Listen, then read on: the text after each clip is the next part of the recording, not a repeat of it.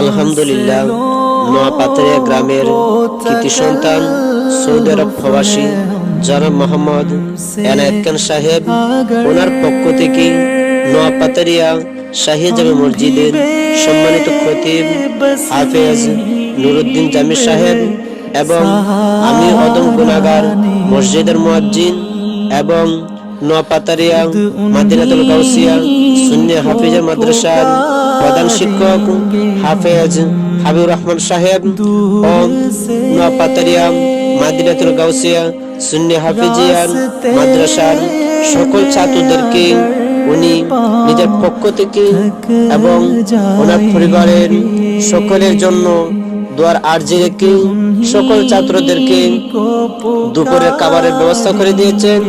আলহামদুলিল্লাহ, আমাদের মন ও প্রাণ দিয়ে প্রত্যেক প্রবাসীর জন্য দোয়া রইল। আমিন।